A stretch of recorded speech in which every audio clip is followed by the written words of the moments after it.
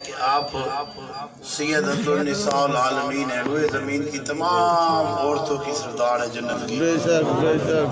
ایک روایت میں ہے سوائے حضرت مریم کے آپ سب سے افضل ہیں، اور دوسری روایت میں حضرت مریم کا ذکر نہیں ہے، اس میں آپ ہی ہیں یار تسی سائڈ پہ روئے بیٹھے ہم سے زمین کر میں ٹک دیں۔ نبی پاک صلی اللہ علیہ وسلم کے بعد عورتوں میں جس کا مقام سب سے بڑا اور افضل ہے۔ تو سید کی جو نسل ہے یہ خاصاً سیدۃ النساء العالمین سے چلی ہے۔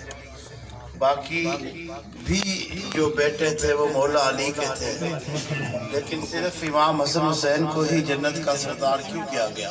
بے شک۔ کیوں کہا گیا کہ یہ جوانان جنت کے سردار ہیں؟ یہ حدیث 12 دفعہ بیان کی، کیونکہ سید ہونے کی جو مہر ہے وہ حضرت بی بی فاطمہ زہرا سلام اللہ علیہ اور رسول خدا کے پاس ہے۔ سبحان اللہ۔ باقی ولایت کی مہر مولا مشکل کشا کے پاس ہے، مولا علی کے پاس ہے، ٹھیک ہے۔ وہ اولیاء اللہ کی جو سرداری ہے وہ اپنی جگہ پہ اپنی اس میں واقعہ کربلا ہے، اس کے بارے میں سلطان العارفین نے لکھا ہے نا، جو لحاظ سربردہ کرتے تھے خیمے تبو کیوں سردے ہو۔ اور ہمیں زیادہ اس بات کا بھی دکھ ہے کہ یہ واقعہ امت سے پیش آیا، جو ان کا کلمہ پڑھنے والے تھے، ان کو ماننے والے تھے۔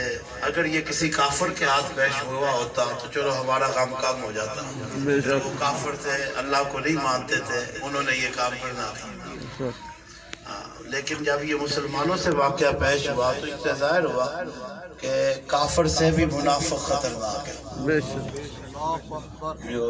اور آپ لوگ سید ہیں، آپ لوگ حضرت امام حسن علیہ السلام نے صبر کے ساتھ خلافت کو چھوڑ دیا، تو سیدوں میں صبر تو ہوتا ہی ہے، بے یہ شک۔ ان کی سنت ہے، یہ ان کی سنت دو ہے۔ گروپوں میں انہوں نے صلح بھی کروائی، حالانکہ سب کو پتا ہے کہ اس لڑائی میں حق پہ مولا علی تھے۔